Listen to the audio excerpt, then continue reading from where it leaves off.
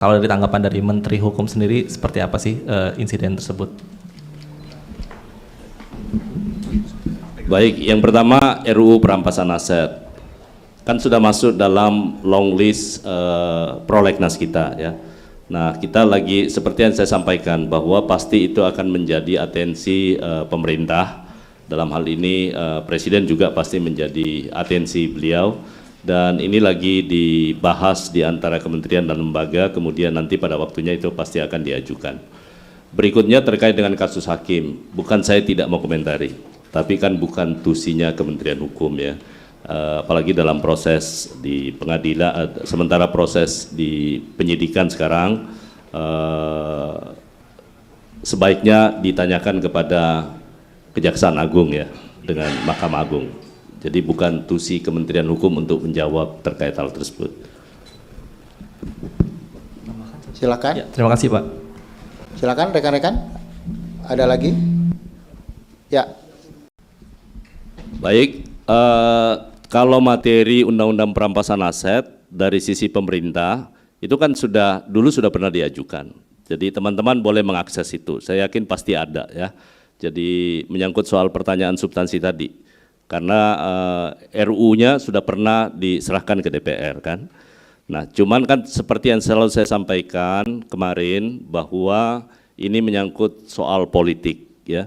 Ini perlu komunikasi yang sungguh-sungguh dengan seluruh kekuatan politik, dalam hal ini partai-partai politik, untuk dilakukan, terutama dari pihak pemerintah akan melakukan itu. Dan pada waktunya seperti harapan seluruh masyarakat Indonesia dan juga teman-teman pers, saya yakin ini akan segera mungkin kita ajukan dalam revisi prolegnas yang akan datang. Apakah yang tadi saya tanyakan tentang pemiskinan yang ini kan menguat memang di masyarakat, apakah ide ini juga cukup menguat di dalam draft yang ada saat ini atau nanti akan dikembangkan? Ya, itu seperti yang saya sampaikan, draft yang lalu pun juga sudah memuat itu. Ya.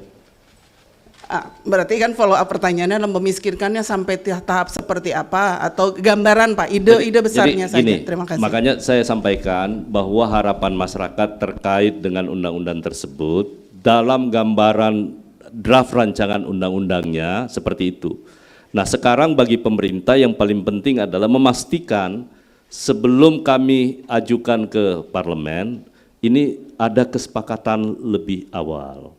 Jadi ini soal politik saja nih ya, soal politik. Di pemerintah standingnya sudah jelas nih, belum berubah seperti di pemerintahan sebelumnya juga sama dengan pemerintahan sekarang. Jadi itu konsen dari pemerintah. Namun demikian karena pembentuk undang-undang itu adalah DPR, maka tentu kewajiban kami untuk melakukan komunikasi dengan teman-teman di parlemen. Kemudian untuk kekayaan intelektual tadi, saya rasa dengan siapapun yang pendaftar pertama, saya rasa sudah tidak ada masalah ya dengan sistem yang ada sekarang. Jadi kecepatan layanan itu menjadi sesuatu yang sangat penting dan juga memberi kepastian. Jangan lupa kita ingin memberi panutan sekaligus juga karena kita mau ingin masuk dalam OECD. Jadi kepastian hukum baik di layanan administrasi hukum umum maupun juga di kekayaan intelektual itu menjadi salah satu penilaian. Sehingga karena itu dengan memberi kepastian hukum dan pelayanan yang cepat, saya rasa ini akan membantu menaikkan rating Indonesia terutama di investasi di yang lain-lain. Baik, 2 pertanyaan lagi, silakan. Mas Dari.